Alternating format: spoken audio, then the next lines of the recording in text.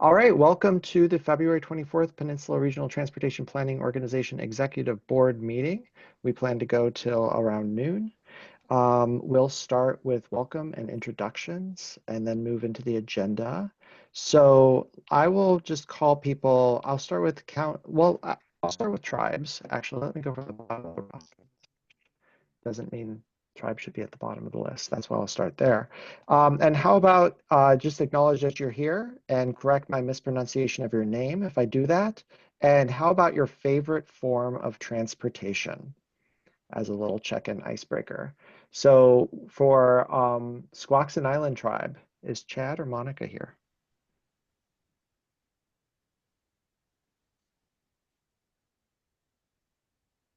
Oh, Chad, your for some reason your audio's not working. Oh, let's see if you're not muted, but it's not coming through. And this, yeah, okay, Chad, we'll come back to you. We see you there, but we want to make sure that you can fully participate. So keep working on that. Skokomish Tribe, I see Marty. How you doing? I'm doing good, thank you. And Hey, what's your favorite everybody. form of transportation? I'm sorry, what's that? I just came in. I'm kind of running late. No worries. We're just checking in on your favorite form of transportation. My favorite form of transportation you mean like personally or what Yeah, I like? whatever you want to say personally. Um, I would say airplane rides. All right. Good answer. Uh, for Macaw Nation, do we have Ryland or Bud here?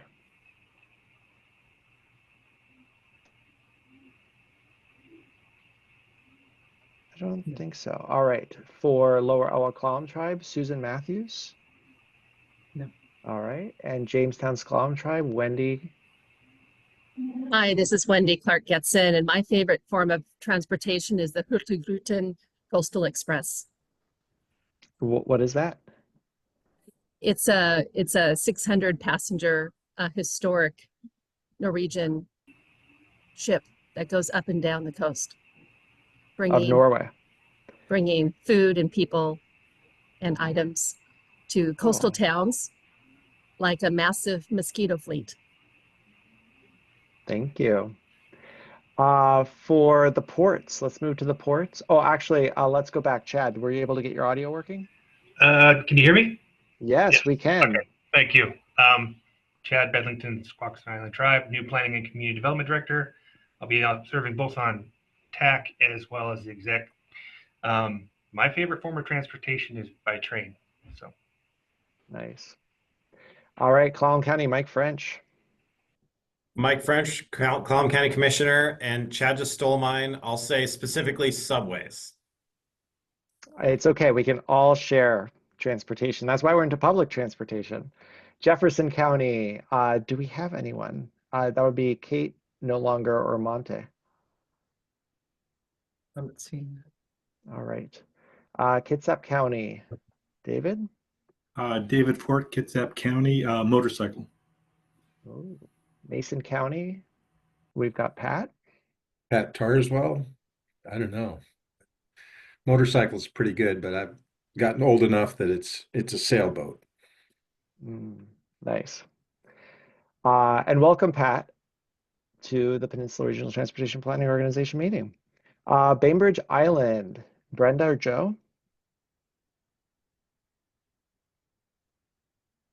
All right, seeing no Bainbridge. Bremerton, Vicky or Gunner? Forks, is Jeff or Paul here? Aircraft. Aircraft. Paul, you missed an opportunity to say log truck. Nope. I'm a pilot, so I'm gonna go aircraft. I'm here for the city of Port Angeles. I'm a council member. Good to see everybody. I really like the bus. I like the straight shot. Shout out to Wendy for helping to make that happen. Port Orchard, is Rob here or Beck? Or wait, is Beck still coming? We need to update our list. All right, I think we're missing Port Orchard. Cities are down today. Bad showing by cities. Port Townsend, do we have Ben or David? All right, I'm embarrassed on our behalf. Poulsbo, we have Ed. Hey, Lindsay, Ed Stern, Deputy Mayor, Paulsbo. My favorite form of transportation is my 2003 anniversary low slung Harley Davidson Road King set up as a fat boy. It's beautiful. It sounds like you're going to offer rides at the next in-person event that we do. Only if you get in back, Lindsay. All right. Squim, we have Rachel. Hi there, Rachel Anderson, Deputy Mayor of Squim. My favorite form of transportation is walking. Oh, excellent. Thank you. Shelton, George or Joe?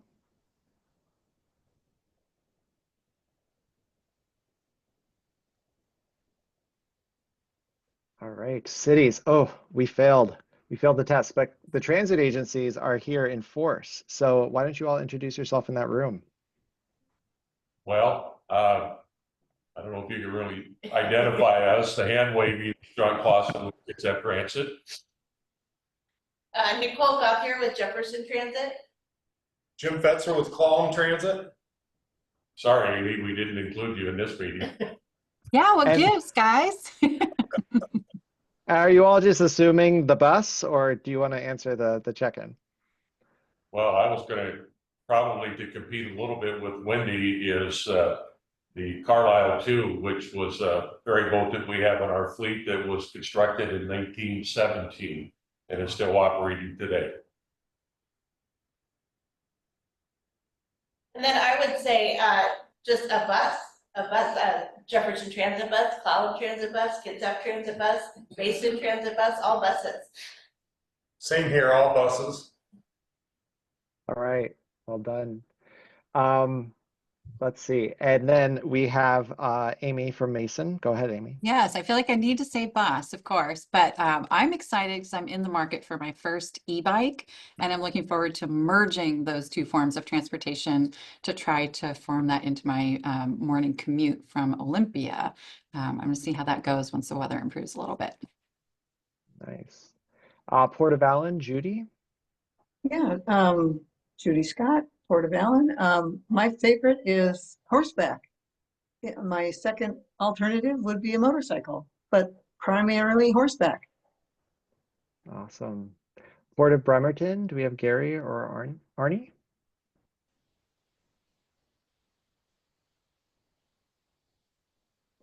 No, all right. Port of Port Angeles, do we have Chris or Catherine? And Port of Shelton, do we have Dick or Dale? Well, the ports might have come in worse than the cities, but I wasn't really keeping track. All right, I want to hear more about freighters and stuff like that too. All right, and then WashDOT, George or Ashley? All right. Is there anyone I didn't call? We have several guests. Lindsay, would you do you want to recognize them here or? Happily. And I think for guests, please feel free to participate as much or as little as you want in the meeting. We will have public comment at the end, and if anyone's disruptive, we'll save your comment till public comment. But I know I see Megan with City of Squim, so I recognize staff have a lot of input, and folks might be part of the technical advisory committee, and your voices are welcomed here as well.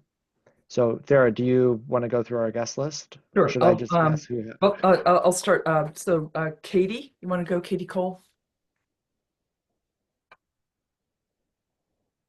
A little late, so I missed whatever the other question was, but I'm Katie. What is your favorite mode of travel? Alternatively to cars, it's my feet. And we also have Megan. All right, it's Megan Euchre. I'll just say my e-bike. I'm with City of Squim.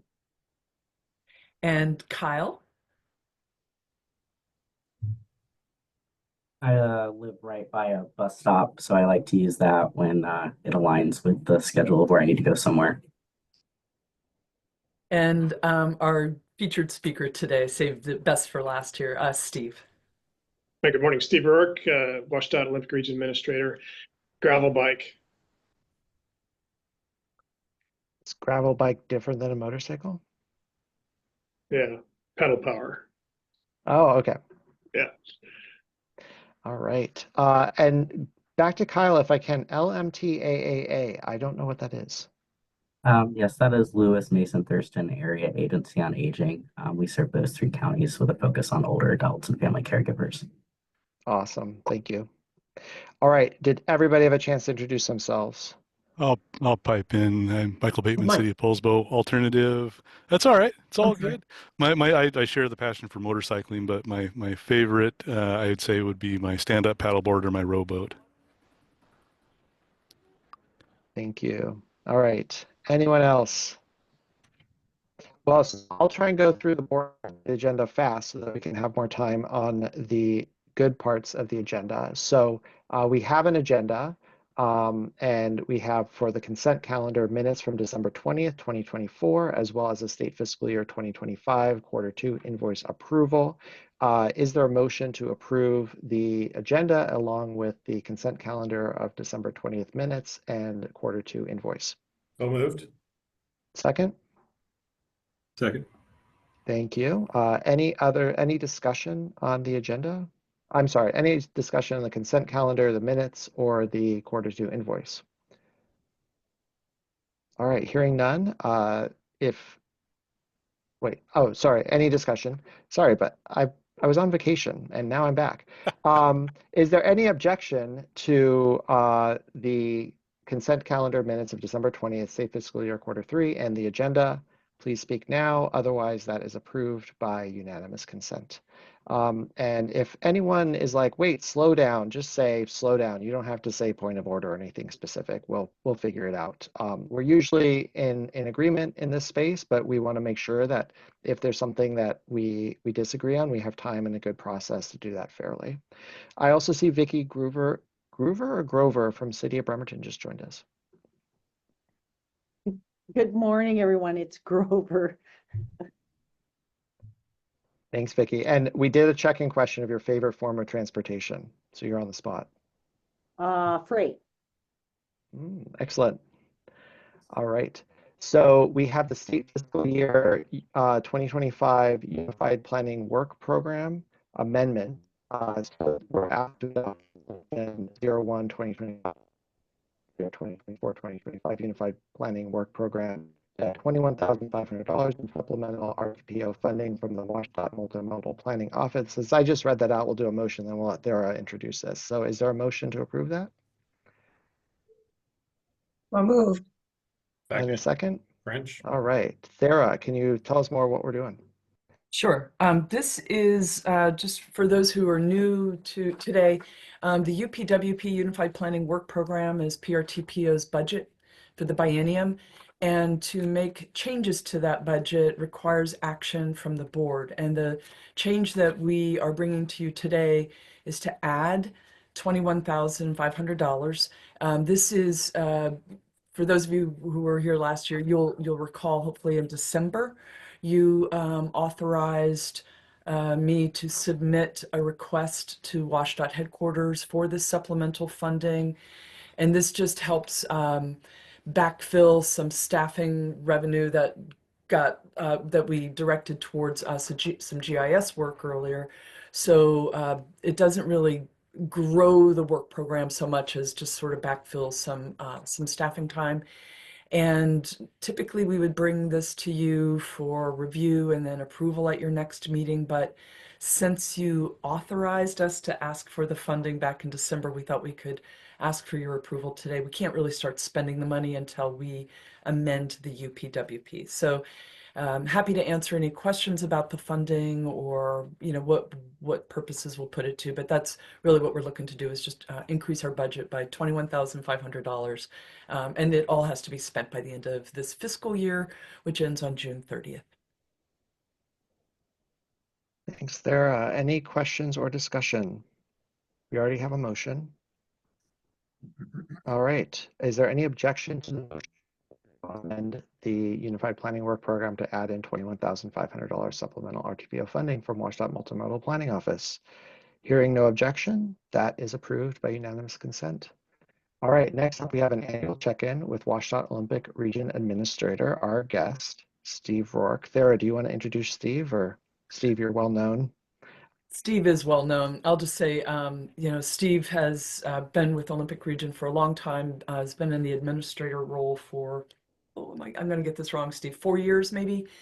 And we're just really fortunate. I will say, as I work with my counterparts around the state, I can tell you that we have we have a very good relationship with Olympic Region, and it really, I think, really is reflected in Steve's understanding and his willingness to work with us on this. He comes, for those of you who are new to the board today, this is an annual check-in that Steve does for us each year, just to keep all of our members apprised. The state system is the backbone.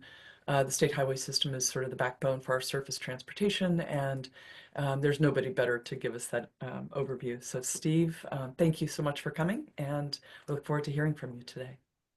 My pleasure, and thanks for the kind words. Good morning, everybody. Thanks for the invitation. As time flies, it just seems like yesterday I was here providing a bit of a transportation update. I've got a lot for you today. I got way too many slides, but I'm going to try and get through them not too succinctly, but a lot to cover today. So let me dive in. I sometimes take for granted that everyone knows the scope and reach of the programs we manage here in Olympic Region. So I wanted to just take a minute and share who we are and what we manage. And what you're looking at on this screen is just a graphic of the region showing some of the various aspects of the region. But all those little triangles on there represent facilities. The orange ones are our maintenance sheds. The red are our maintenance headquarters. Blue is our outlying engineering offices, and the star down there towards Lacey is our Olympic Region headquarters. All those folks, we have about 720 employees across the region. All of them are strategically placed across the region to manage a lot of stuff. And this slide kind of gets at the stuff and all the partners we have. Many of you that are in this meeting today, I mean, 48 cities, we have a couple of military bases. We work with almost half of the state's federally recognized tribes. We've got many of you transit agencies. We have ferry terminals that we interact with. But most importantly, on the right-hand side there, we have 1.8 million customers who want and need a safe, sound, and reliable transportation system. And that's kind of our view of what we exist for. We exist to deliver products and services. And we do that pretty well. I mentioned assets. Some of the assets are listed there. We've got a lot of lane miles, a lot of bridges. What's not listed there, if you're interested in trivia, we've got over 6,000 luminaires, over 170 traffic cameras, 21 weather stations, 3,500 runs of guardrail, and over 4,700 culverts that we're tasked with caring and feeding for. And I will say that many of those assets, as you've probably heard in the news and from our talking points, if you will, from the department, many of those assets are aging and in need of replacement, which raises the topic of budget, which I'm going to touch on here in a few minutes. Quick look at our org chart. This is kind of a roll-up of the leadership in Olympic Region, and we're divided into basically 3 functional areas. Joanne Schuler leads our pre-construction activities, everything from planning and design to environmental to hydraulics. Mary Lou Shannon is our construction engineer. She, of course, as the title indicates, she manages all the construction in the region and our materials lab. And then Troy Cowan takes care of the system after we design it and we build it. He's tasked with maintaining and operating the system. So our traffic management center is something that he oversees as well. And then we have, of course, lots of administrative functions over here on the right. I bring this up just to say that all these folks have open door policies. And this is the group of folks that are making policy and fiscal decisions here in the regions for their areas of responsibilities. And if you need to reach out to somebody other than me, this is a great place to start. All right, budget. So budget is a big topic right now. I would start by saying that the budget process here at DOT never stops. Once we get a new budget, we get a few weeks off and then we start building the next one. So budget is in full swing right now. I believe today is policy cutoff for the legislature in general, but also for the transportation budget. Fiscal cutoff is next week. So I think if we were having this meeting in a couple of weeks from now, I might have some insight into what our transportation budget looks like. But what I will say is that the legislature has a very tall task ahead of them for the transportation budget. The governor's budget came out in December, Governor Inslee's budget.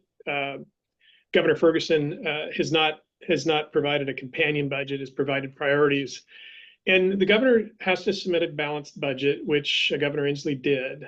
However, the project list that goes with that budget is about $1 billion more than what we are appropriated to spend. So there's that gap between revenues, which revenues are trending downwards, and what the project list says. So what that means for the legislature, from my viewpoint, is one of three things have to happen. Either they raise revenue to pay for that project list, draw out or defer spending on that project list so that the cash flow can catch up, or some combination of those two things. And we're all waiting very patiently as the legislature does their work to figure out what our budget's going to look like. Until we see that, we're in a bit of a unknown territory, which we always are, but this is a little unique in that that $1 billion gap in the transportation budget is that's not common. So we're certainly working closely with the legislature on what that looks like.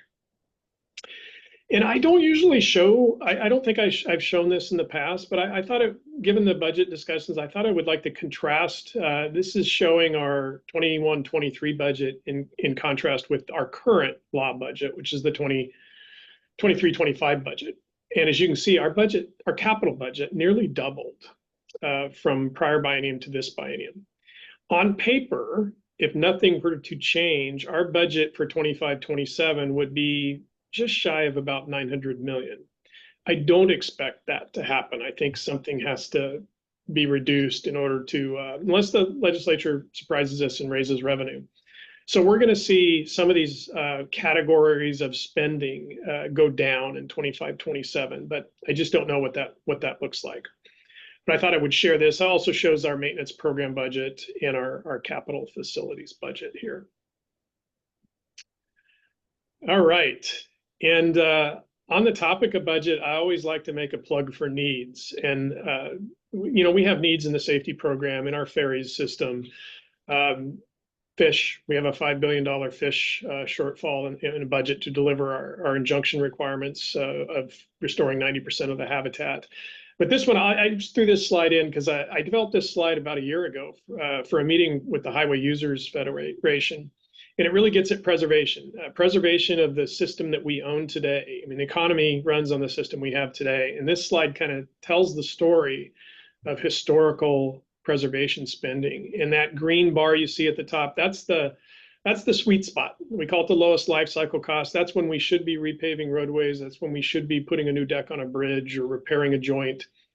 And it's been a couple decades since the funding has matched up with what we see as the lowest life cycle cost.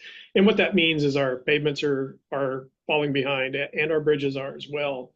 Right now in Olympic Region, about 40% of our pavements are past due for an overlay or a BST or something of that nature. So lots of needs. We think we need $500 to $600 million more a year, or excuse me, per biennium.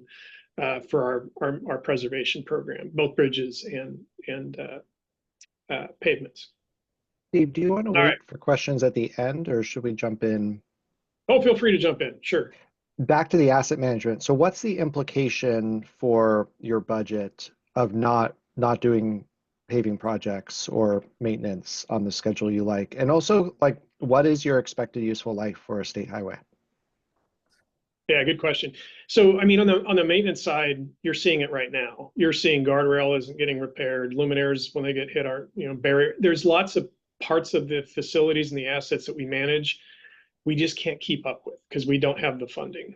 But you take your typical pavement. If you don't catch it during that, the lowest life cycle up in this green zone, if you will, we'll eventually get to it with the funding that we have, but we're deferring. It's a deferred maintenance liability. And the challenge comes is if you don't catch it at that sweet spot, it costs more we'll do more dig outs. We'll have to do more pavement repair, instead of just going out and doing an overlay. So if it gets into poor condition, it can cost 5 times as much to bring it back to state of good repair versus if we do the overlays on schedule, for example. When it comes to pavements, bridges, it's similar. I mean, you've probably driven over some bridges or rode over some bridges that have lots of potholes in the deck. Those don't get better with time, and it just escalates the cost to repair them later on. So, and as far as the average life of a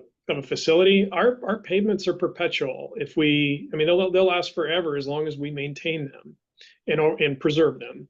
Bridges generally generally 75 years is what we plan for a bridge. We have many bridges that are that are over 100 years old. We have others that don't quite make it to 75 years. A lot of it depends on the environment they're in and whether or not we're able to maintain them properly and have the funding to preserve them so that they can last that long. Does that answer your question? Okay. All right. Well, I was going to turn to projects next. We have a lot of projects going on around the region. You've probably seen a version of this for the last couple of years. This is our standard template 2025 construction map. Lots of orange dots on the map, lots of opportunities to enjoy one of our work zones around the region. I will say my disclaimer is that some of this, depending on how the budget plays out, may not go forward. But right now, as we know it, this is the suite of construction you can expect to experience across the region in the coming year. And I'm going to touch on some of these projects. This one, great picture here. I like this. This is the newly completed SR 19-104 intersection, completed last summer. It's a good looking project. I've been through it once. It seems to function pretty well. And the companion roundabout that's being built right off the end of the Hood Canal Bridge at Paradise Bay Road, we're going to start paving out there again in April. And provided we get some decent weather to do that, and we anticipate opening the roundabout later this spring. So 2 roundabouts will be in place here shortly. And then Hood Canal Bridge. I mentioned preservation and taking care of our bridges. This one, we are constantly working on the Hood Canal Bridge. If you frequent the bridge, you're well aware of that. We are in May, we're going to start working again on the center locks and the shock absorbers, which hold the draw spans together.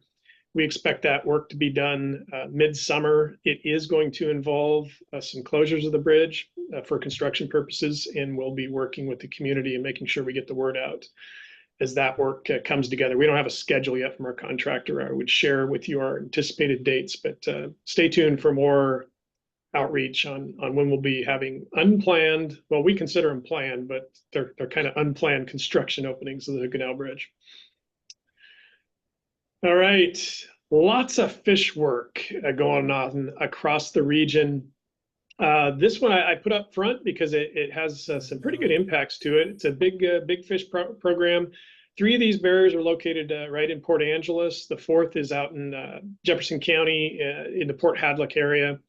Tumwater Creek and Chim Creek, they both have long-term road closures, so detours, and I have a slide that shows what those look like. In fact, I'll just jump right into those. Out in Port Hadlock, this is a look at what that detour is going to look like and when we think it's going to start there in July.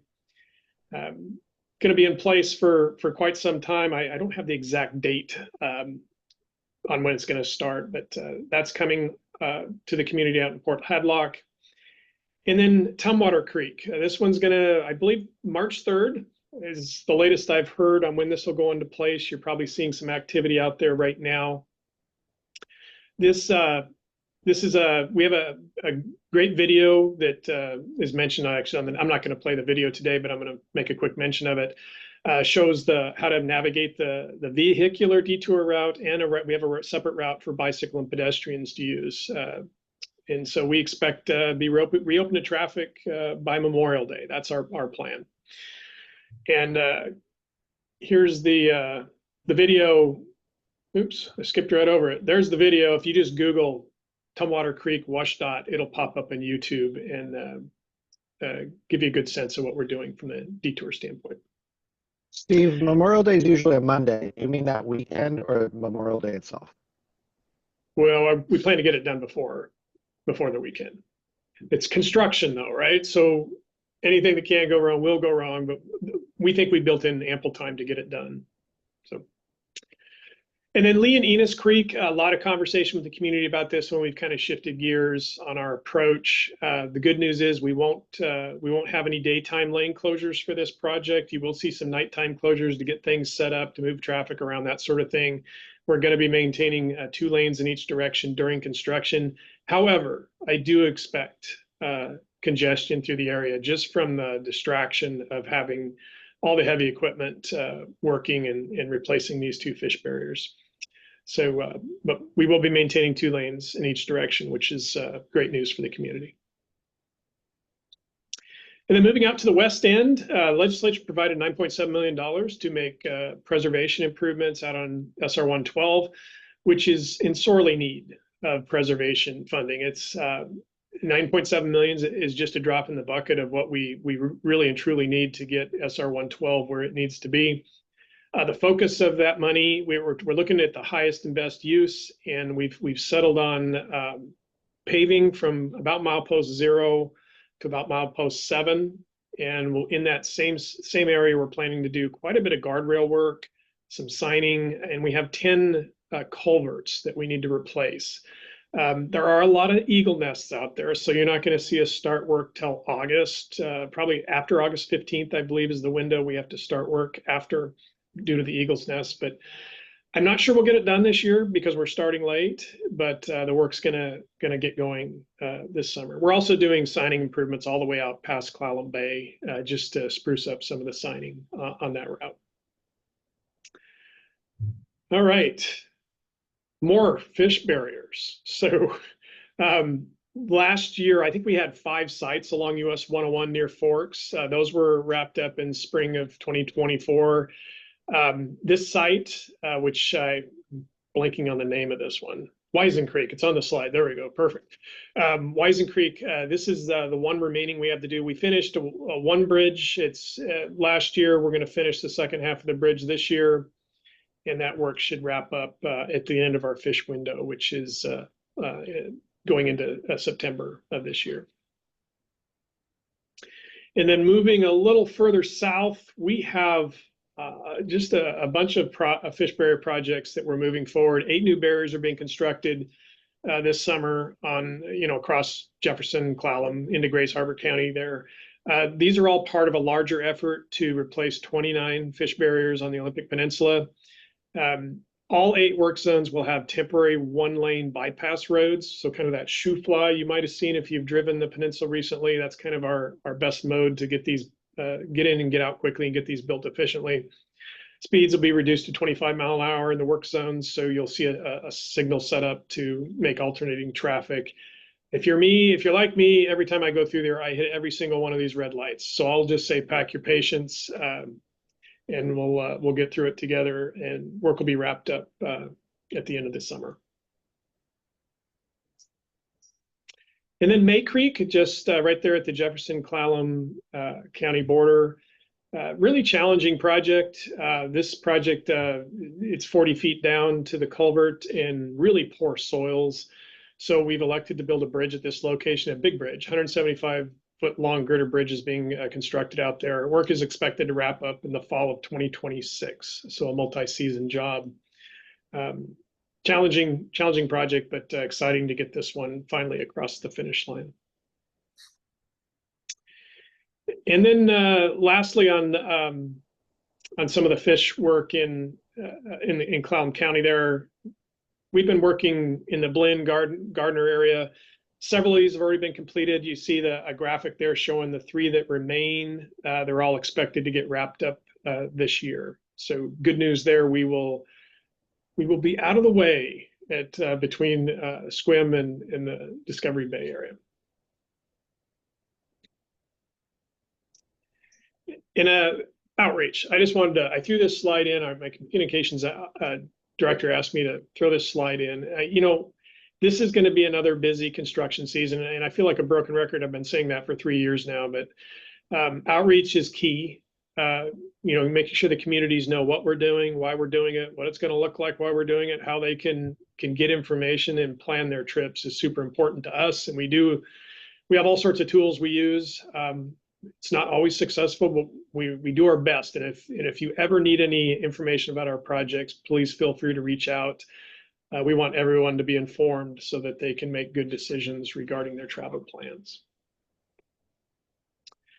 All right, let's move into some planning topics here.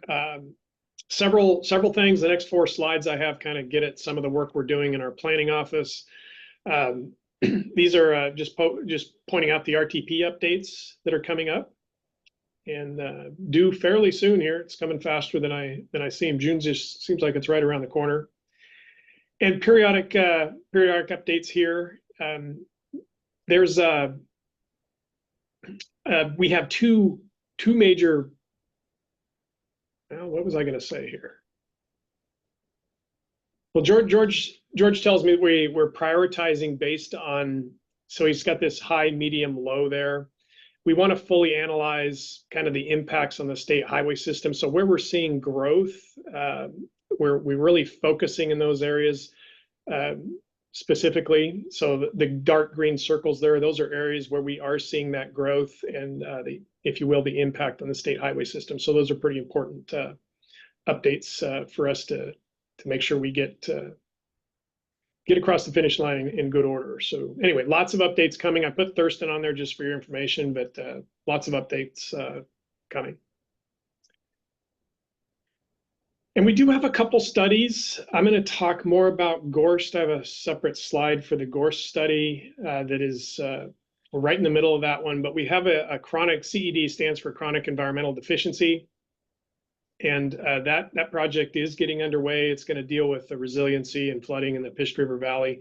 No construction funding, but it's going to look at opportunities to improve out there. We also have a NOAA grant that I'm not sure you're all aware of. We recently, I think it's a $25 million grant we received, a federal grant. So, not sure it's going to go forward yet, but we don't know. But we do have a NOAA grant that's going to look at SR 112 all the way out to the Pish River Valley as well, looking at opportunities for resiliency along SR 112. And then pre-design efforts. We have a whole team in our planning office that does nothing but pre-design. And what you see listed on this slide are all of the either current or upcoming pre-design efforts that we have in the hopper. Most of them are being driven by our safety program that looks at high collision incidents at intersections or corridors, that sort of thing. So all of these right now are being advanced in some form in our planning office. What I will say is that funding for these is questionable at this time, but the pre-design work to identify what the solutions are, working with the community, that sort of thing, those are going forward. And as you can see, there's quite a few things here. Complete streets, which I talked a little bit about last year when I was here. These all will be incorporating complete street elements into these various projects. And then lastly, my fourth graphic here, lots of fish barriers that we're working on. There's 96 total represented on this slide, 71 of which are right here in the PRTPO's counties, all in various stages of delivery. Some are in pre-design, some are actually moving into preliminary engineering. We have lots to talk about, particularly the one, it's circled there, actually is it labeled? It's labeled Kitsap 29. We'll be working a lot here in the not too distant future to get at how we're going to construct all those barriers, given that a lot of congestion in the area, and we're just going to make it, I hate to say it, worse as we get in there with correcting all these fish barriers. So lots of conversation coming about the Kitsap 29.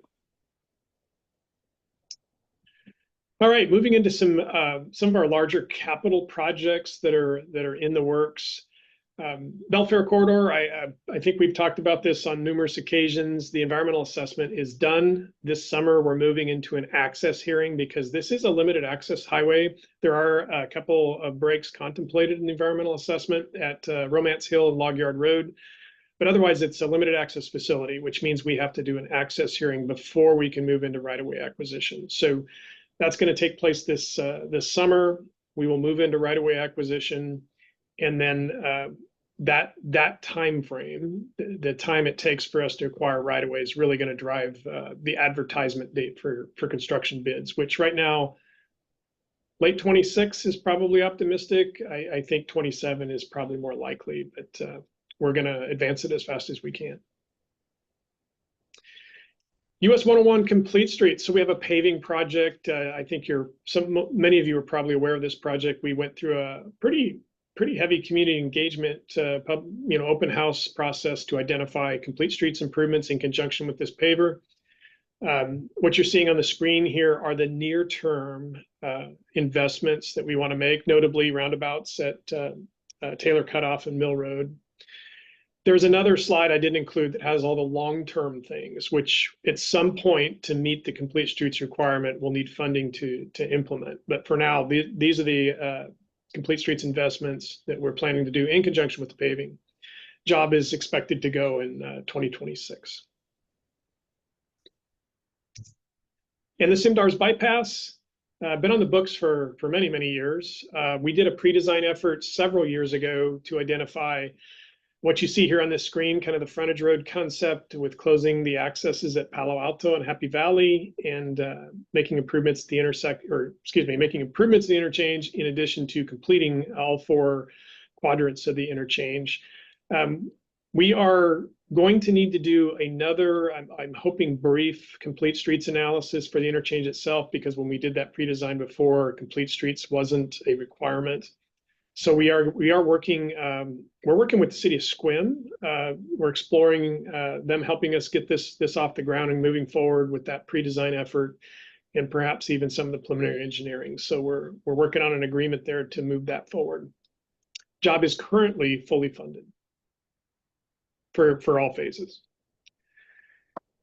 And then lastly, I want to talk about Gorst. We have one of our bigger PELs, which stands for Planning Environmental Linkage. We did one recently in the Nisqually Delta on I-5. This one is very similar to that effort. And a PEL looks at transportation decision-making early in the process. So it identifies all the environmental, community, economic alternatives even. It's in an effort to set us up nicely so that the NEPA review goes smoothly and fairly quickly. And so we've seen that work well at Nisqually. We're applying it here as well.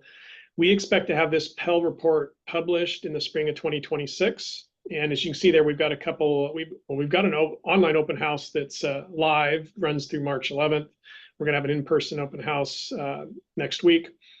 And we are working closely with our technical advisory groups. Some of the alternatives that you'll see if you go to the open house link, elevated roadway through Gorst, a bridge bypass of Gorst and across the bay, kind of midway, replacing SR3 completely with a bridge. We're looking at a land bypass route that would go up over the hill there, Sherman Heights area. And we also have some other lower cost alternatives, like a use of roundabouts. We're calling it the roundabout triangle between 316 and where 3 heads over into Bremerton. So I'd encourage you to take a look at those open house materials and provide any feedback you want to provide. So project is funded to get us through the environmental process. I don't know what the legislature is going to do with that funding this session. We'll wait and see. Construction is not funded. So this effort is going to get us to a place where there's an agreement on what alternative moves forward into design, and then eventually I would assume construction funding. And that's what I prepared this morning. We have a lot going on across the region. I do want to say I greatly appreciate the support and collaboration and help guidance we get from all of your organizations. We can't do it in a vacuum, and we strive not to do that. Really appreciate the support we get moving a rather large program along its way. So be happy to have any discussion. Thank you so much, Steve. Feel free to come off mute. We have plenty of time for discussion, questions.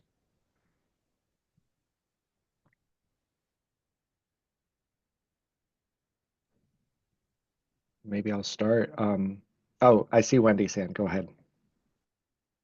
Hi, Steve. This is Wendy, and I'm busy handing out thank yous today. I just wanted to recognize the good work of your maintenance team and your communications, how they work together to identify mountain pass travel alerts and to be able to keep people off the roads if at all possible when things turn inclement. I had reasons to use that system, and it really was amazing how I was able to get to Idaho and back and have basically my eyes wide open. And my safety, I felt like safety was the utmost reason for those divisions, and they're working great. Yeah, well, thank you for that feedback, Wendy. That's great to hear.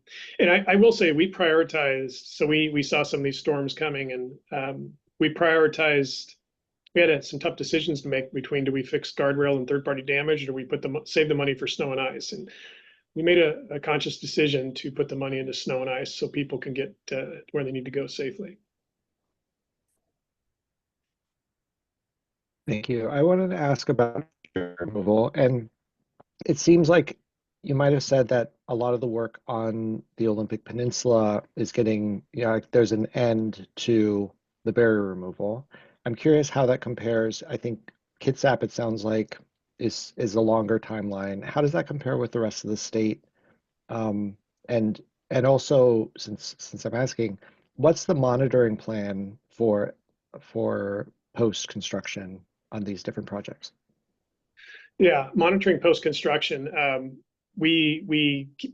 So they need to be fish passable at the end of the day. So if our design and what we build doesn't quite work, I'll just say it doesn't function the way it's supposed to, we do have the ability to go back and do some remediation. So we monitor them. It's the plantings, the mitigation we do out there, restoration type work. It varies, but I mean, sometimes up to 10 years, we're keeping an eye on that stuff. We have, I hope I didn't misspeak. We have a lot of fish work left to do, a lot of barriers that still need to be corrected. That slide, I said we had 90, I think it's 96 barriers. There's more even after that. We've got a lot of work left to do. With the funding we have, we're going to get about 75%, 75%. I forgot the exact number of the original plan to get us to 90% of habitat restored.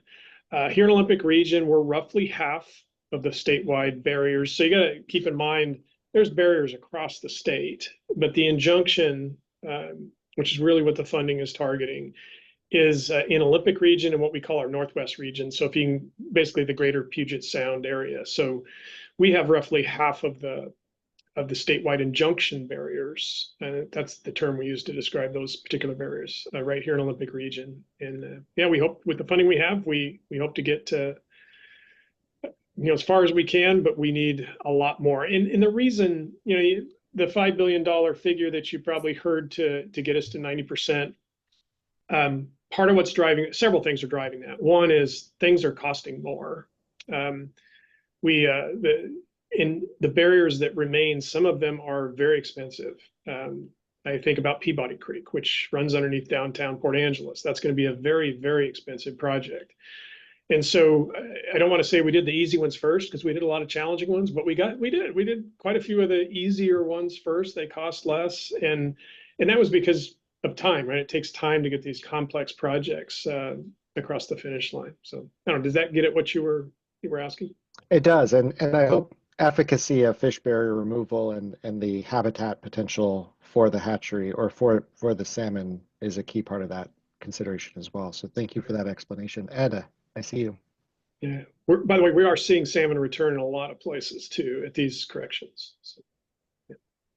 Thanks, Lindsay. Steve, so representing cities, I sit on the Puget Sound Partnership and also the Public Works Board.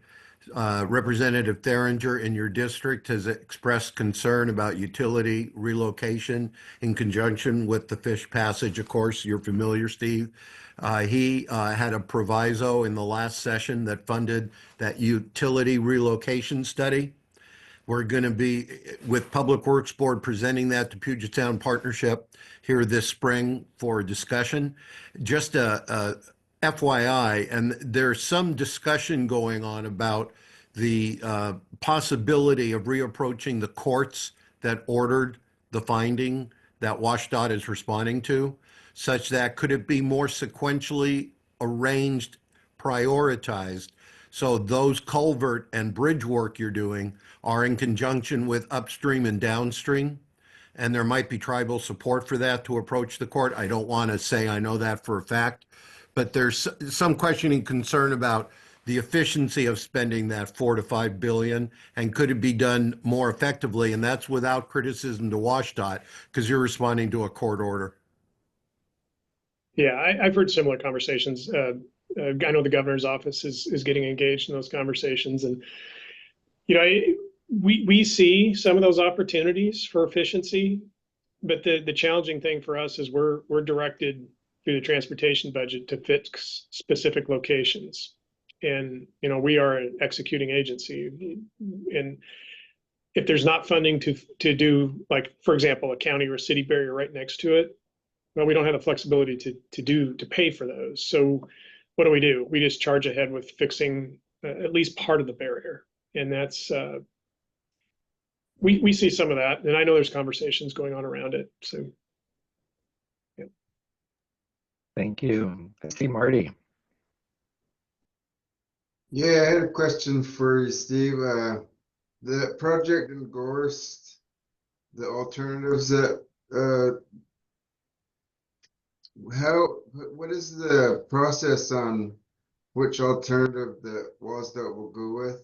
I just wanted to know how that's going to be determined, and when WSDOT will know which alternative is going to be that you'll be going with.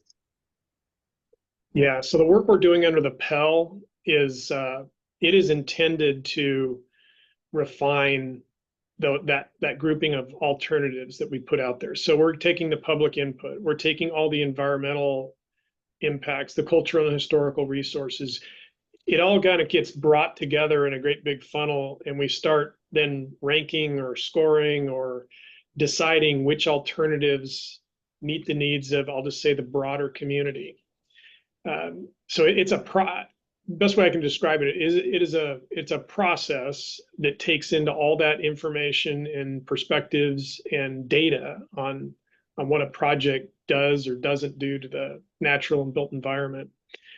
And it's kind of a scoring process or a ranking process. And so the PEL does not always arrive at a preferred alternative. The PEL in this case may very well arrive at two or three preferred alternatives that would then move into the NEPA evaluation process.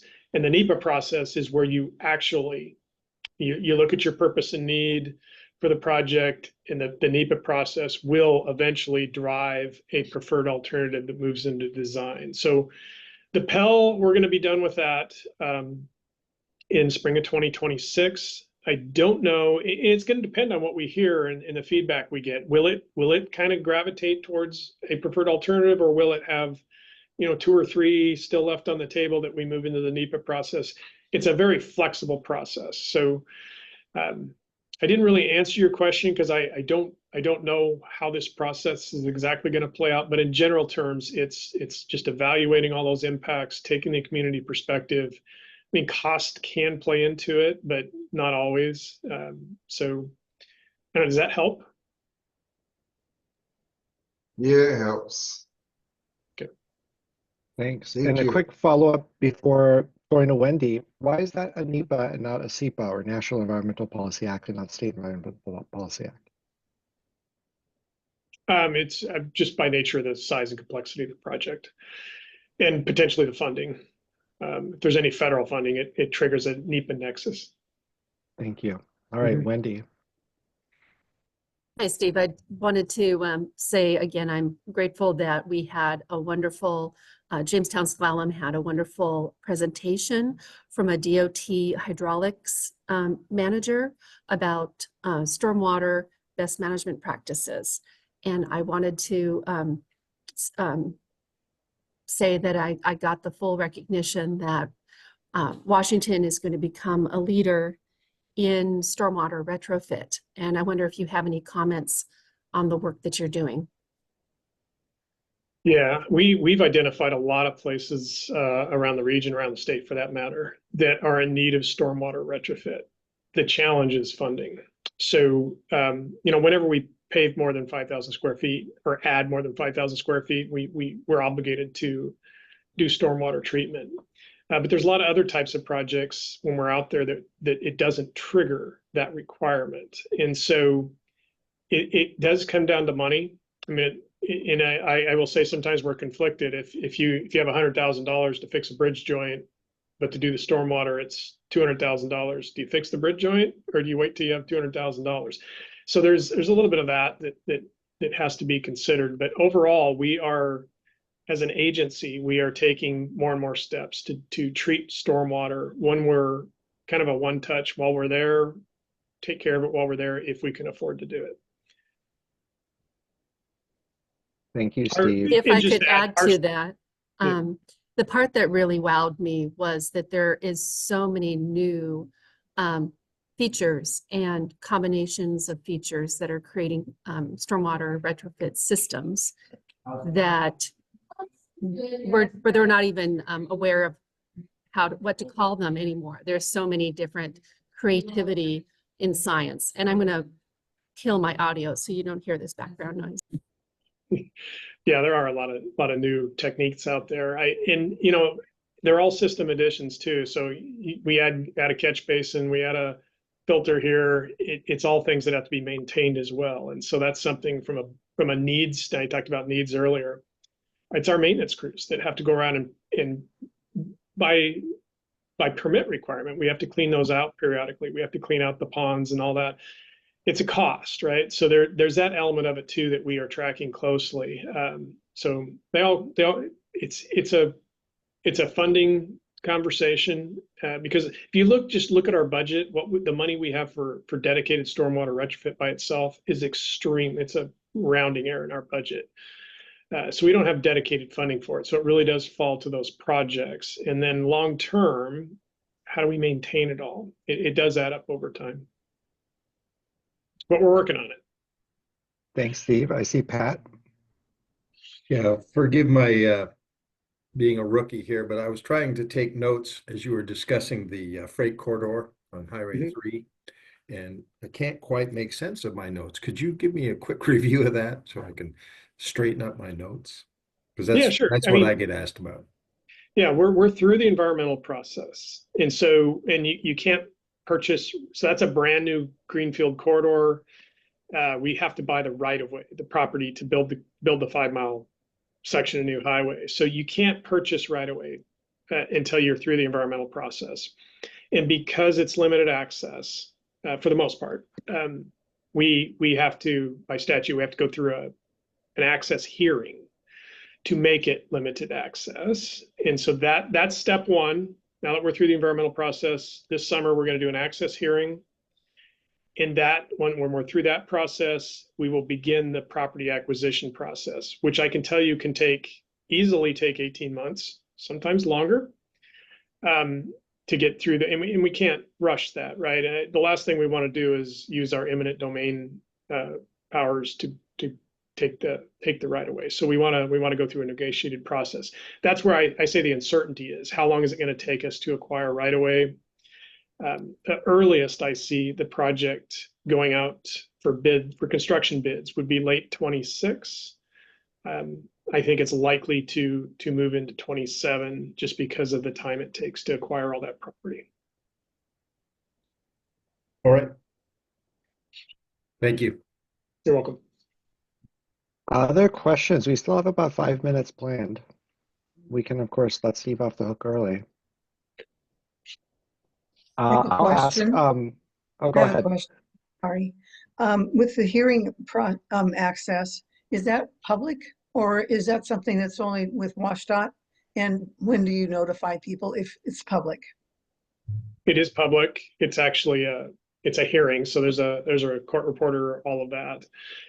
we will do our standard suite of notifications. All the property owners, affected property owners, will get personal notifications. Otherwise, it'll be news releases, social media. We'll get the word out of when the access hearing is. Great, thank you. You're welcome. Thanks, Steve. Other questions? I was going to ask, I mean, there's definitely a lot of speculation about where the will put next, but do you have any word on federal funding for WashDOT or transportation? Lindsay, you broke up. I didn't catch the first part of the question. I was making a joke and calling Trump and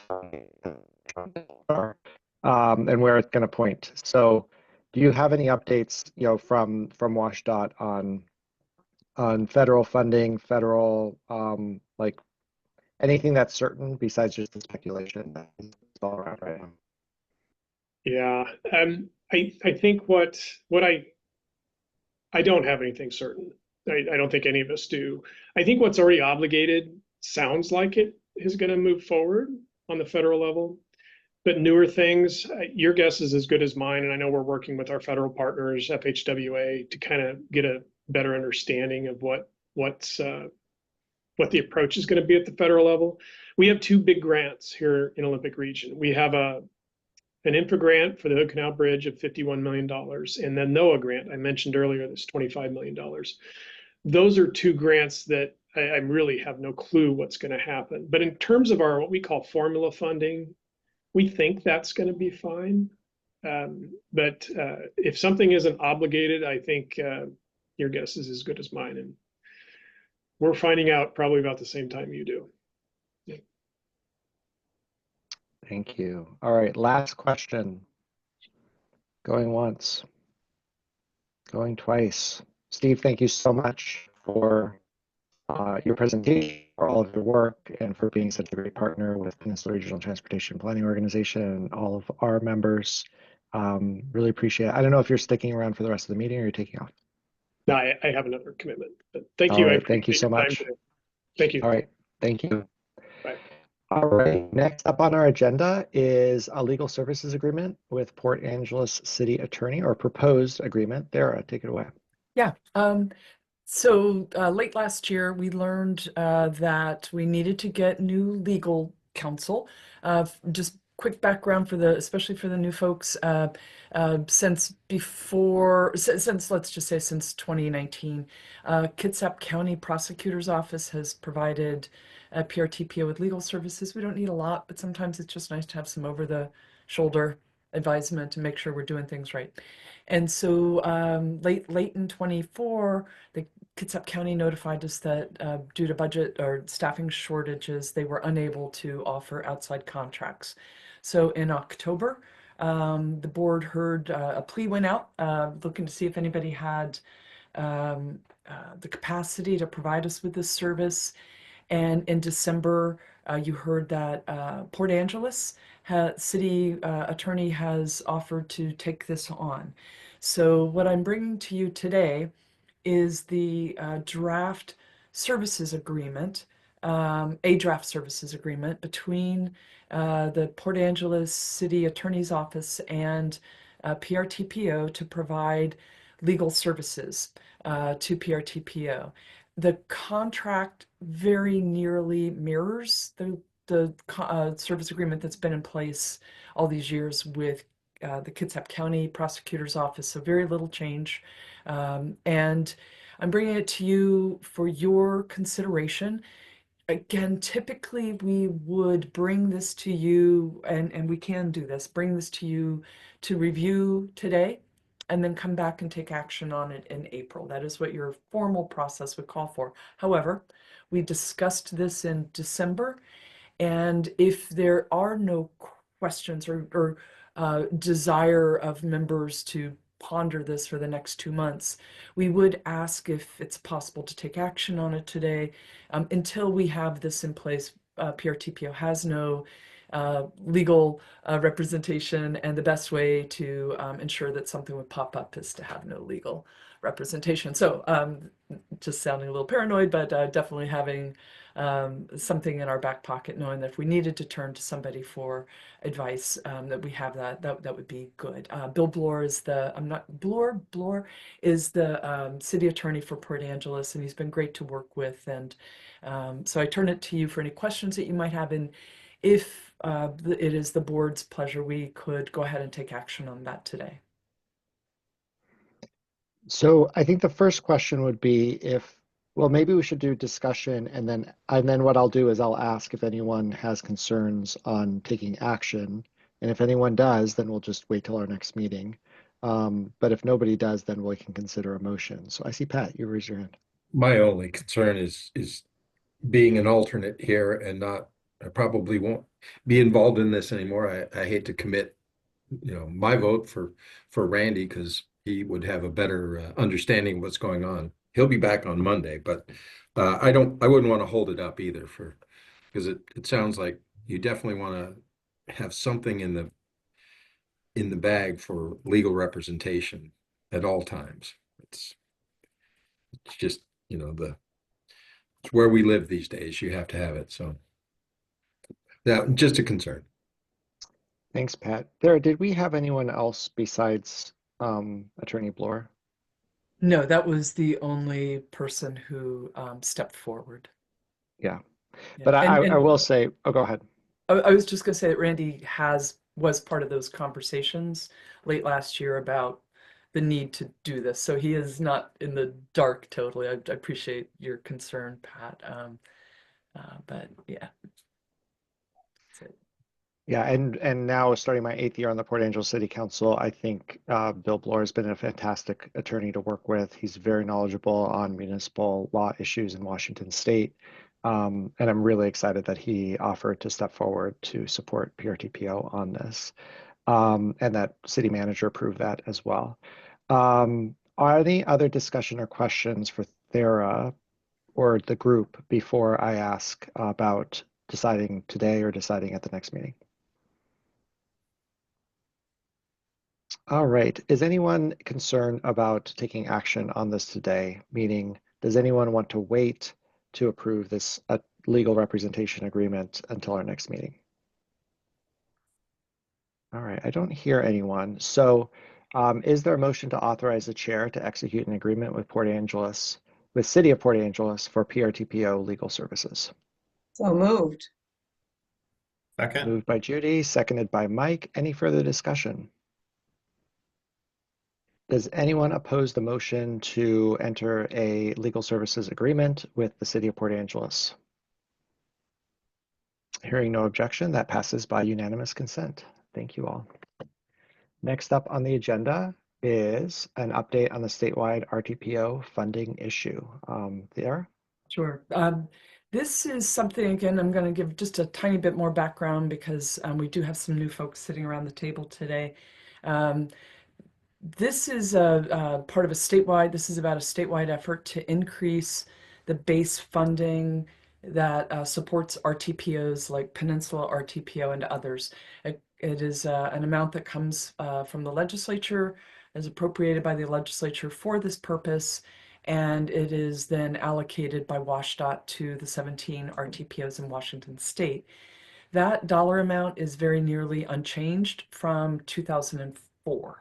And there are today 2 additional RTPOs compared to 2004, and responsibilities have increased over the years, as has, inflation. So what the effect of this is, especially for rural RTPOs like Peninsula that don't receive federal funds like the big urban RTPOs that are also metropolitan planning organizations, because the rural regions don't receive federal funds, you exist solely on what you get from the state funding for RTPOs. And so the board, so in late 23, a statewide effort got underway to increase awareness and ask for funding from the legislature. It was not well organized, as planners were better at planning everybody else's funding and not so much for our own organizations. But going into 2024, this board took a more active role. And at this I believe it was at this meeting a year ago, you all appointed like a working group to look at this closer, make sure this, planners, we could always use more money, right? We never have enough money. So you all created a policymaker work group to take a look at this and understand whether or not this is a real issue, what the implications of it for PRTPO, and then what you might want to do about that. And so this subcommittee met several times in the spring and then reported back to the board in June and said, yes, this is a real issue. We have reached out to others. We have heard that this is affecting others as well. It's not just us.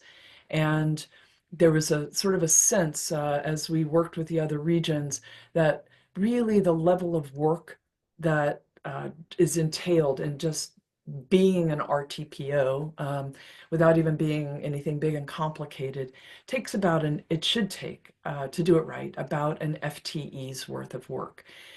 In comparison, by contrast, you are operating on about 0.4 FTEs. And so the board engaged with other boards around the state, took a position on this. It was part of the legislative outreach, and also some other coordination efforts. And we're pretty well into the session now, and so I'm here to tell you that it is not looking favorable this year. Obviously, there's huge budget shortfalls, and this is just not up near the top of the priority list for additional funding. So unless something dramatic happens between now and the budget cutoff, I do not think that you all will have any additional state RTPO funding for your next biennium. And we'll talk about that again a little bit later on the agenda. But so you're sort of where you were going into this with some pretty flat revenue. And so I just wanted to give you that update. When we spoke in December and at the legislative forum, this was raised as an issue. We did hear a lot of support for the work that RTPOs do from legislators. It's just that there isn't any money right now. And even though this is sort of a drop in the bucket, what was asked for was an additional $11.7 million so that every RTPO in the state would receive a minimum of $400,000 for a biennium to conduct your work. There's a lot of agreement that would be a good thing to have, and that the work of RTPOs is important, but there's just not the funding for that today. So that's my update to you, and I'd be happy to answer any questions if you have any. Thank you, Sarah. Questions? All right, I will editorialize a little bit and say right now the legislature is, it seems like the legislature and the governor want to prove how hard 6% across the board cuts would be in the state. So we're going to see in the next couple of weeks some pretty dire budget outlooks with just an all cuts budget. Hopefully, in my opinion at least, the legislature then says that's unacceptable. We don't want to just basically kill people by cutting these services off. So what would it be if we made our tax code more equitable? Washington State, relative to other countries, does not tax the wealthiest residents as much as, sorry, not other countries, but other states. So what if we made the tax code less regressive and more adequate? So I think through March, we'll start to see those proposals really take form. So all is not lost, but it would be, I think, a big challenge to get this $11-12 million ask back in. Well, it was never into the mix, after the revenue bills come forward. But so there's the possibility to bring it back, but right now we're going to go through a couple of weeks where it's going to look really dire for the state outlook. That's my prediction on the legislative cycle this year. But it's a novel situation, and people are analogizing to 2007, 2008, 2009 sort of budgets in terms of what the legislature is currently playing at. And I'll put a link in the chat on that issue of the regressivity of our tax code. Any other questions or discussion, Dara? Lindsay, if I could add something else. As you go forward, well, the approach this time around was to try to get an increase for all RTPOs in the state. And PRTPO was sort of recognized as being, you all were recognized as being a leader in this. You got more involved than any other boards really directly involved in this. Going forward, I have to say that, and this is just as a staffer on the outside, but I would just offer that if you go forward for this again, you might consider going forward either as a coalition of rural RTPOs, because it's the rural RTPOs that are most impacted by this funding deficit. And it's a cleaner story to tell to the legislature than us going and asking for funding that's also going to go to PSRC. It's just a more complicated story when it's a statewide story. And it has really been the rural RTPOs that have stepped up the hardest. And then alternatively, if that is not an option, the other thing I might suggest to you is that you go it alone and you go talk to your delegates and see if whether it's an earmark of funding to do something that you want to accomplish, or if it's for your program or whatever, but that you may find it more effective to go forward either as a group of rural RTPOs or even just as a standalone request. But I just wanted to put that out there while this was the topic for discussion. Thanks, Sarah. Any other comments for this discussion? All right, we're moving on then to a discussion on the scoping of the state fiscal year 2026-2027 Unified Planning Work Program. So this just jumps right off that last discussion. So we are coming up on the end of the biennium, June 30th, starting July 1st, a new budget for PRTPO will go into effect. And between now and June, we will put that whole budget and work program together for you with your input and with input obviously from WashDOT. What we are looking at going forward is the same level of funding for RTPOs next biennium as you have for this biennium. And obviously your fixed costs are going to go up. So where you have room to make any adjustments is on the staffing side of things. And then within that staffing, you will have certain activities that staff must do in order to meet state requirements. And then there will be some other things that can be done. And so what I wanted to give you an update on today is what we're looking at going forward. And if you have any discussion on that or insights, I would hear that and then bring back to you in April a draft work plan. So as we go into the next biennium, we know of a couple of things on the horizon that we must plan for, and we don't have any additional money for that. One of those things is a staffing transition. So there will be a change of PRTPO coordinator in this next biennium, and that is going to entail some expenditures by Kitsap Transit, both for recruitment as well as for getting that person up to speed and sliding into my shoes and carrying the ball, keeping on moving forward with the work that you're doing.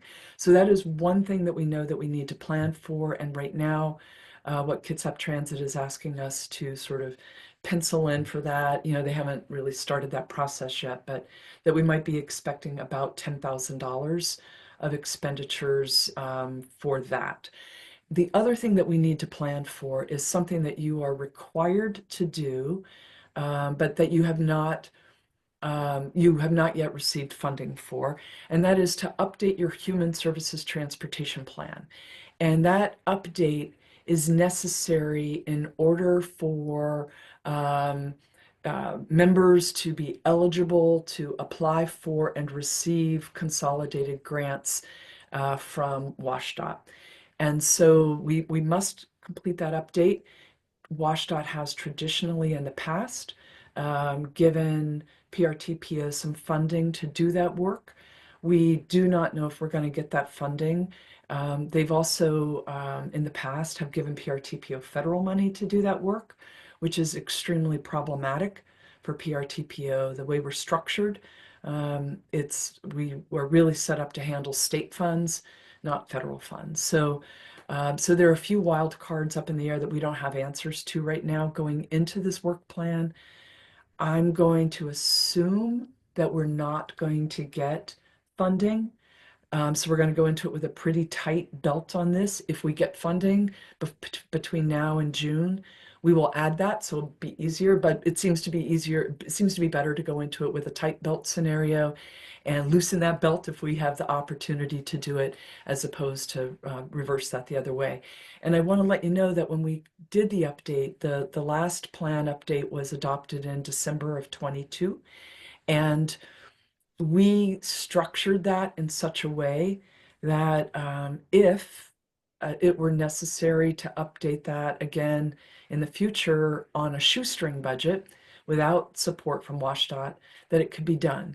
And so as I think I indicated in the staff report, it won't be the kind of process we would like to do, but if that's the money that we have and the way it works, you know, and the rules that WashDOT's playing by, if that's what we've got, that's what we've got. And we will be able to do an update, but we're hopeful that we will be able to get some funding from WashDOT to do that. We just haven't heard anything, and with all the budget uncertainties right now, it just seems prudent to plan conservatively on that.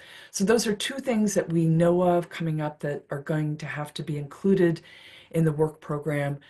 We are also, though, going to structure it so that if we get additional funding, so if we do get money from WashDOT to do that Human Services Plan update, and you've got some discretion, you've got a little bit of money, and let's be real, it won't be a lot of money, but if you have a little bit of money to do something, what could you do? And so we're going to have identified in that work program some unfunded needs that will, and again, I'm sort of segueing into the next, previewing or, queuing up for the next agenda item, but we will identify as a part of the RTP update very bite-sized tasks that PRTPO can undertake to move forward, advance some of the issues that you all have identified as priority concerns. So we will have that structured for you so that, again, if you get some additional funding capacity, you've also got some things in your back pocket that you could direct that additional capacity towards, that continue building on the work that you've been doing these last few years. So that's sort of my overview of this process. We will be coming back to you in April with a draft work program that will look very similar to what the current one does. We'll have a few different priorities in there, but it won't be radically different. And then we'll come back, and then we also have to have a meeting with WashDOT. They will review it, tell us what we did right, what we did wrong, whatever, and then we'll bring the final to you in June for adoption. So happy to answer questions. And I see Nicole, I see a hand up. No, actually, it's the trio. Oh, it's the trio. Wonderful, wonderful. It was specifically me. This is John Clausen with Kitsap Transit, and I just wanted to throw an issue and see if there's any reaction. As you know, our long-range planner recently left our employ, and we are in a recruitment process right now to replace that position.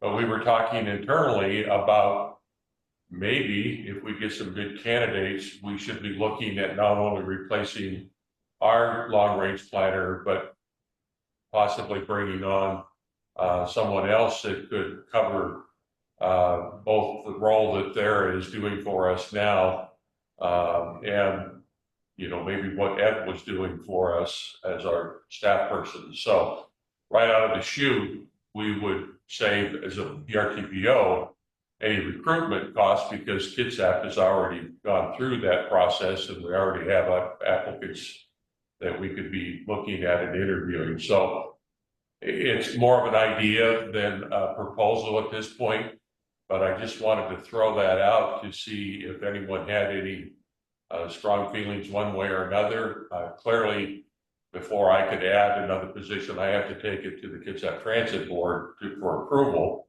But again, I would be interested in anyone's reactions to that concept versus going out to look for a consultant to provide the work that there has been doing. So.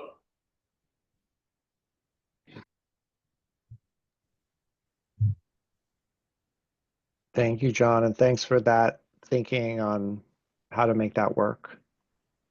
I think it's a good idea worth pursuing. Anyone else want to comment? And if not, maybe we roll this right into the next agenda item, which is the strategic regional agenda and action plan. All right, there, take it away for that. Okay. All right, next up, and again, these things just sort of roll one right into the other. We are at a place in the RTP where we are going to start packaging up the what I'm right now. The words sort of seem trite, but I'm going to call it a strategic regional agenda and action plan. And this is really building off of the issues that you all have identified over the years. In your transportation outlook legislative folios, you'll recall that over this past year, you all have taken a look at those issues. We have sort of done deep dives. We sort of distilled them down into a list of tough topics, difficult, gnarly issues, and then did some deep dives on some of them. And so what I'm coming to you today is to sort of talk with you a little bit about how that's going to shape up and the role that it plays. So in your current RTP, you don't have anything like this. But we've making a few changes to that RTP, and one of those is we've added a project list. So if you'll recall, back in October, you have adopted and now you will maintain on an annual basis an RTP project list with very little extra effort. Our whole thing is about making this process for you as efficient as possible. This next piece that we're talking about is, again, a new element. And what we're looking to do is use the RTP, integrate it with the rest of your work program, and use it as a vehicle to call attention to these big, tough issues. And so, and again, these issues are derived from the work that you've done over these last few years. And on, I think it's on page 55 of the agenda packet is that list, and with like just little blurbs associated with each of them, and there's quite a number of them.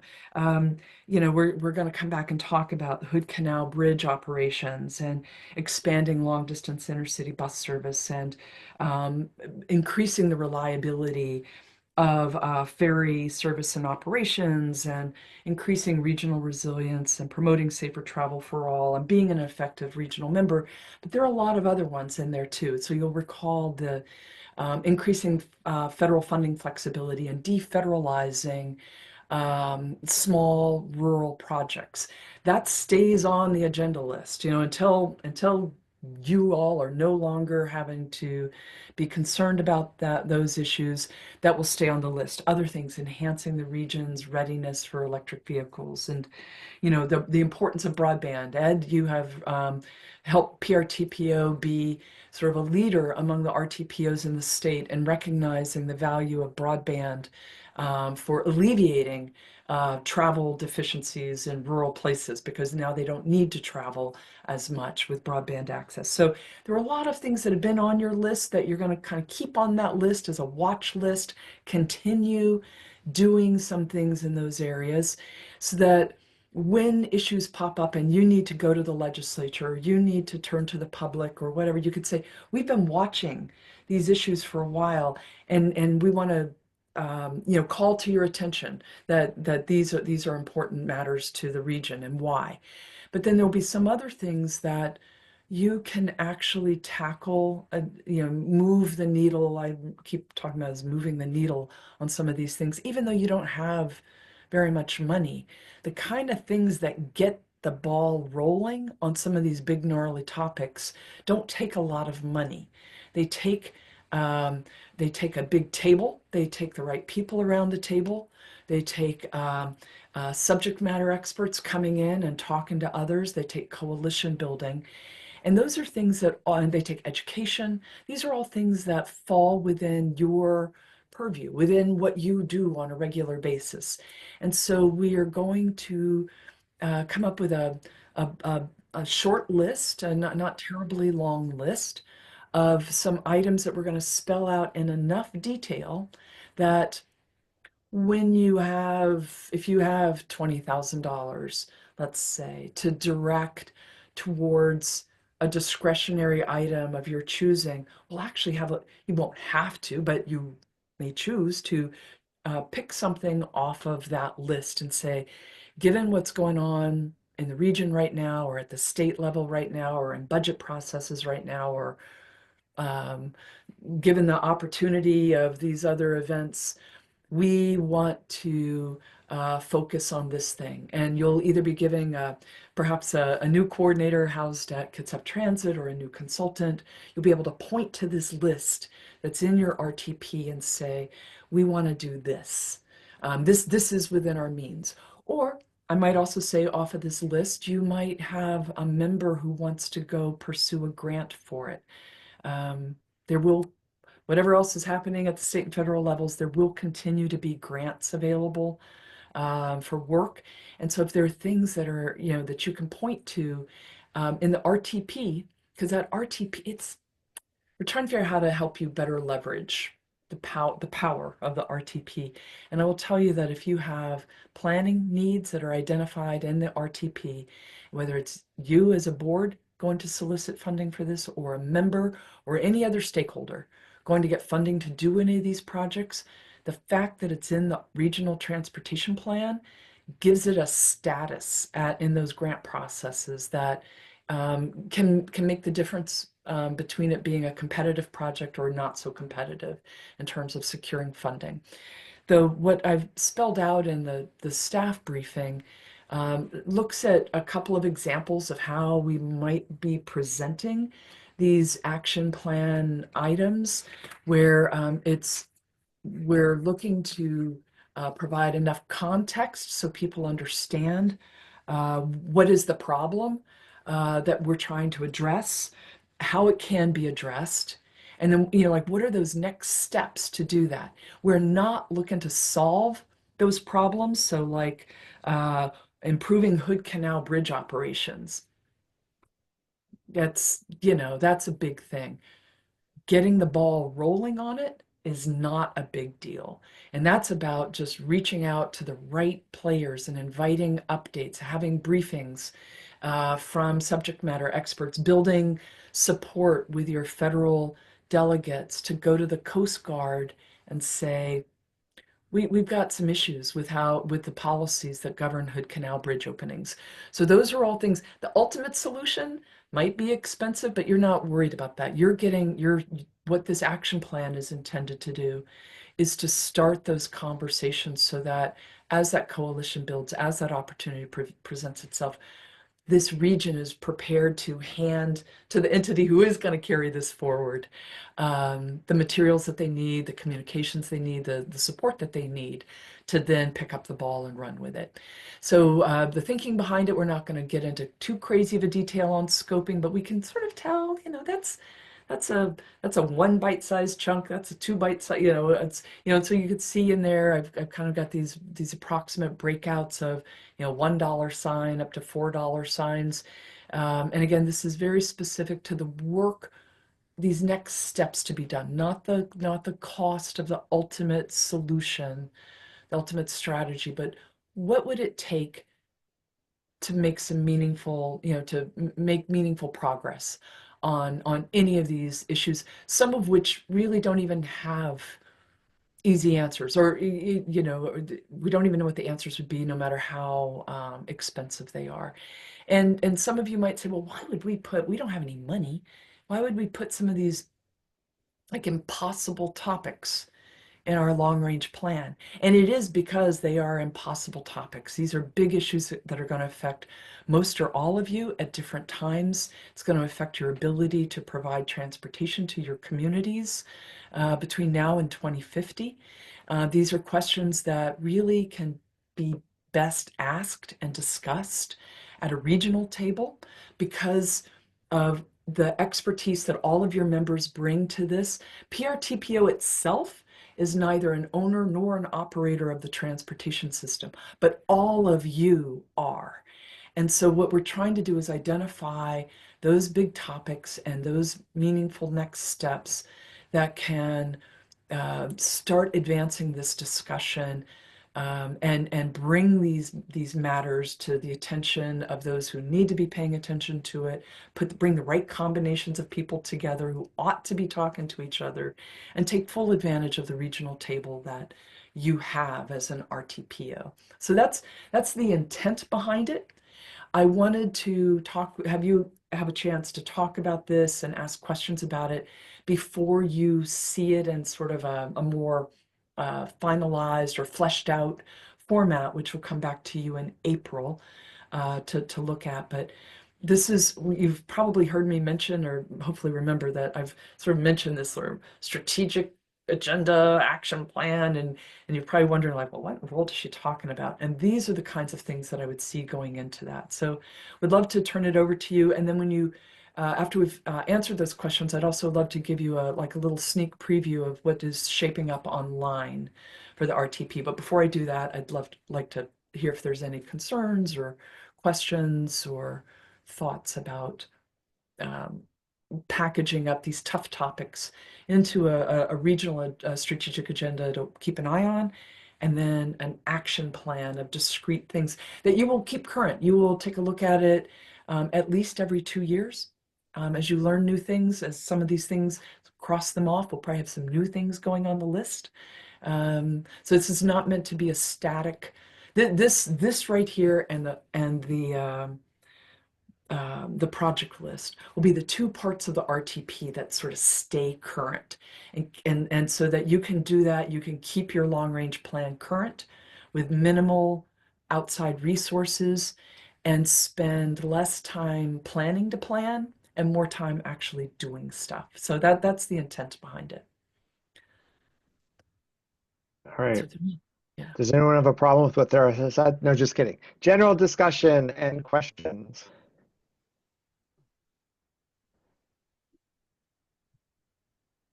Also want to welcome Ben and Catherine, who joined us. I didn't keep track of when you joined, but good to see you. If there's no discussion, silence is consent at this point for Thera moving forward on these ideas. All right. So let me, and this might stimulate some thinking too. I'd like to share with you what we're working on right now. Hopefully you're seeing RTP online, and this is hidden on our website. You would need to have a link, and I'm very happy. I'll be sharing it with the TAC when they meet in March. But right now, what I've got up here is like what would happen is they would right now, oh, I should not have done that. Right now, what we have in our documents page is the regional transportation plan. It's what we're doing is modeled off of what we have right now in the human services transportation plan, where if you were to click that, it takes you to today. It takes you to its own dedicated page on our website, and it's got background, it's got story map, it's got PDF. We'll modify this a little bit, I think, in the next update. But what this will do, when they click on the regional transportation plan link, it'll take them to RTP online. We're kind of given a little bit of background. We're building a perpetual plan with this. It gives a little bit of context And then we're breaking this out. There are big chunks of the RTP that are relatively static. You know, you've had them in place for years and years and years. They don't need to change every few years. And so we're calling this just our, I'm going to say arbitrarily for right now, the RTP policy framework and the RTP planning framework. The planning framework is going to be where we find the story map. We don't, that's not a live link right now. It's where we will, a lot of this information for the agenda, the action, the strategic regional agenda and the action plan will reside. But the RTP policy framework will stay fairly static, and it's mostly it's about half populated. But here's where, if somebody wants to get a PDF of the goals, the vision and the goals and the policies, they'll be able to go here. They won't have to go through the whole 700-page regional transportation plan. They'll be able to be a one-stop shop to get, you know, the vision as it is in the adopted plan and the goals and policies. These will all be hyperlinked. They are all hyperlinked to support easy navigation. We will also have in here the project list, and this will get updated every year. This is that list that got adopted with the regional tip last October. So again, as a PDF, so easy to be able to point to it and see what all is in that project list. We will have also out here, we'll have a PDF of whatever ends up in your strategic action plan out here, just because it's good to have a PDF of all of this stuff. State Facilities Action Plan is something that will get updated on a periodic basis by WashDOT. I will load the current one up there. I haven't done it yet. That will get updated when they need to update it. That gives them a little bit more detail, allows the RTP to present a greater level of detail about how Olympic Region intends to manage their system. RTP Archives, this is a one-stop shop, easy to find, of all the previous plans, the full PDFs of all the plans that have gone before. For those of you who've only, you know, been around maybe for a few years, you may not really quite realize that each of these plans sort of kept building on the previous plan.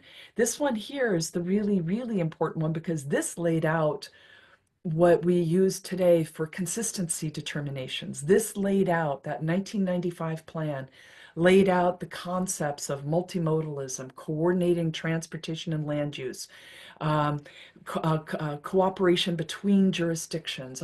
It laid out all the parameters that then went on to populate the comprehensive plans and countywide planning policies.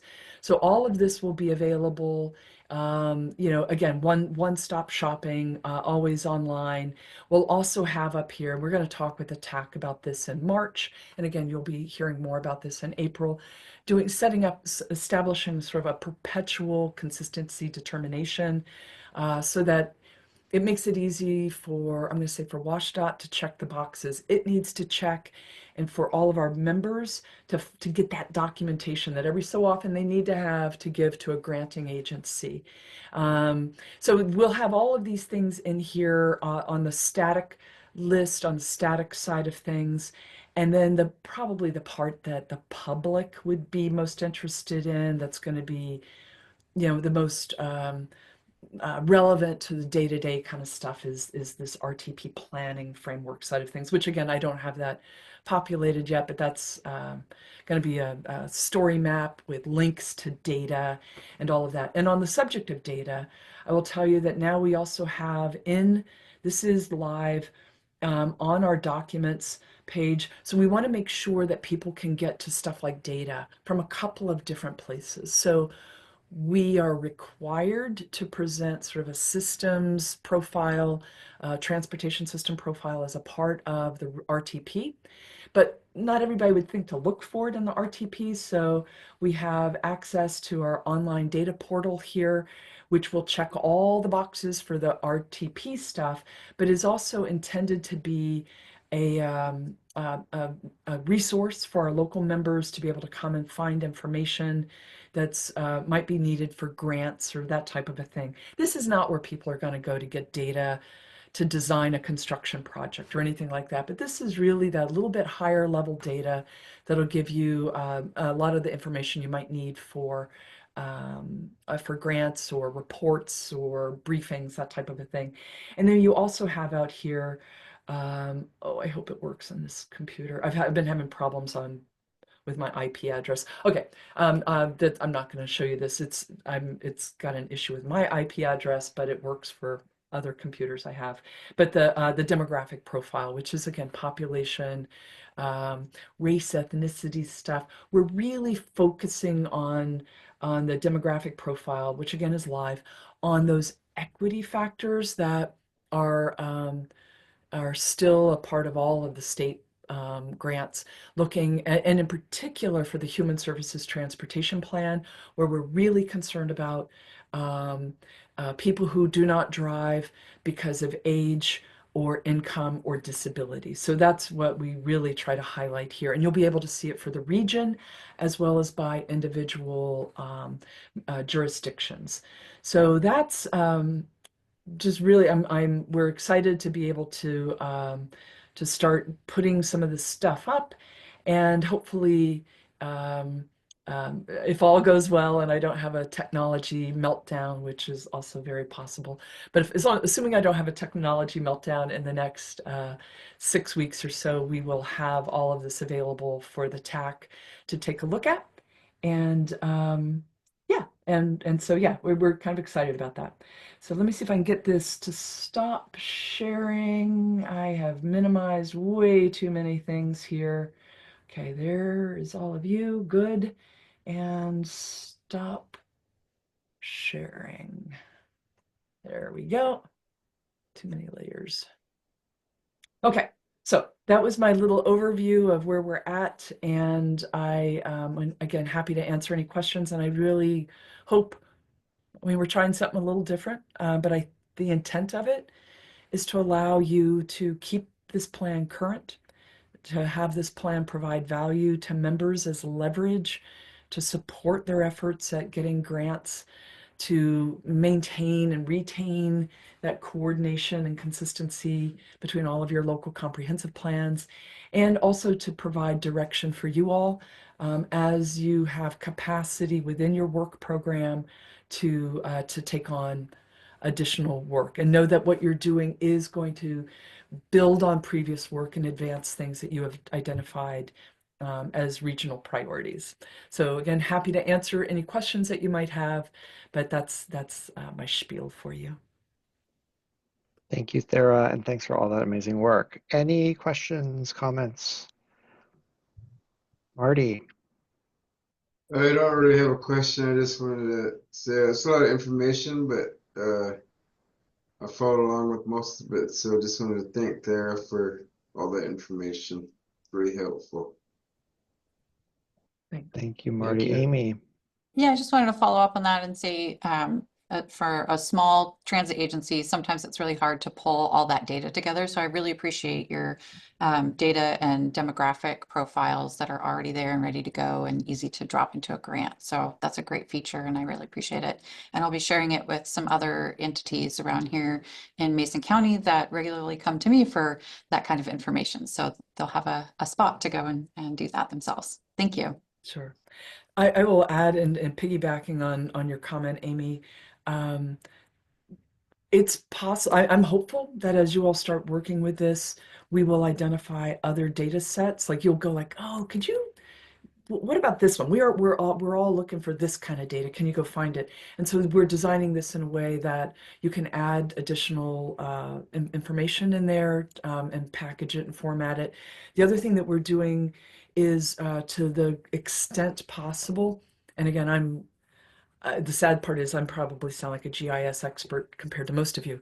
I'm not at all, but we're using something called services data, which means that when WashDOT or when the Census Bureau or whoever's the data, the authoritative data is derived from, when they update their data sets, our data will also update. So we won't have to go back and recreate it. We just have to refresh it with the new data.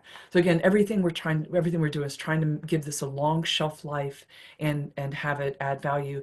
And the odds are really good that if your next coordinator is younger than me and has more technological savvy, the stuff that I struggle with in terms of GIS will be, I mean, they've been doing it since they were like, you know, in elementary school probably. So, so it'll be really easy going forwards. It's just, I'm a dinosaur, so it's that's what that is. I thought we called you a unicorn, I but you can be a dinosaur if you yeah. want. All right. Any other comments, questions? All right. I will keep trying to move forward. We're going to talk to an update on the federal transportation funding. I think this is you again, Thera. Yeah, this is just we heard a little bit from Steve. I put actually in the agenda some really important points. I was in a meeting with local programs last week. They really emphasized, if you've got federally funded projects, keep them moving. Do not let them go into inactive status. Keep your invoices going in until you hear otherwise. Assume that things will get reimbursed, but it's vitally important that you keep those projects moving right now. Steve alluded to this. Anything that's sitting there inactive is at high risk. I guess I would just say being clawed back at the federal level as as things are happening there.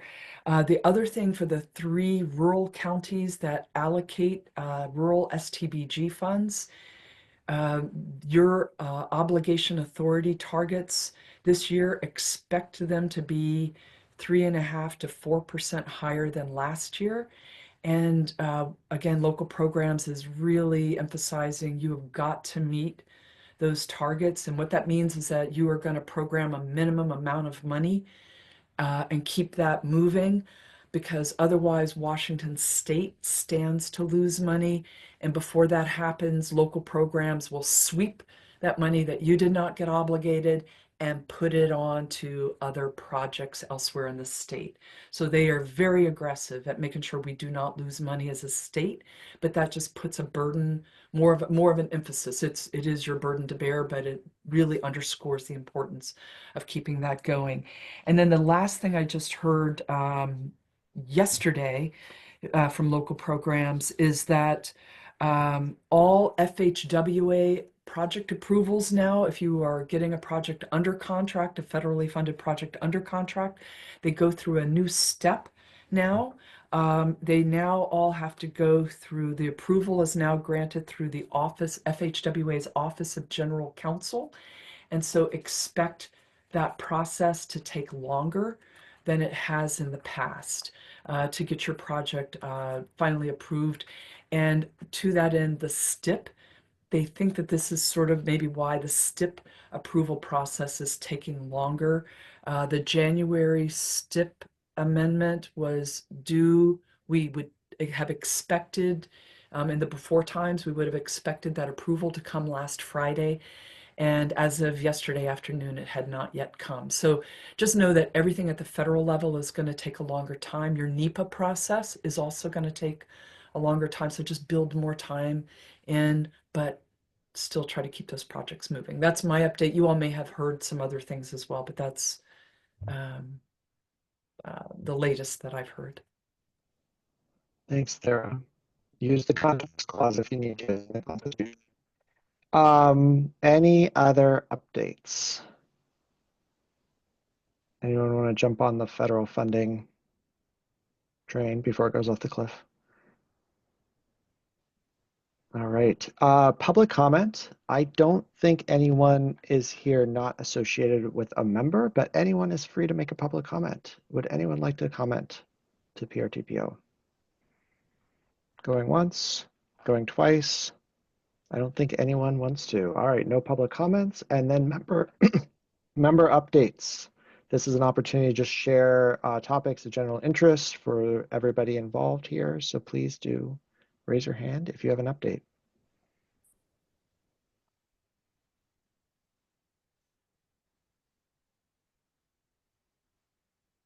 All right, that's great. if we covered it all, but we didn't. Michael.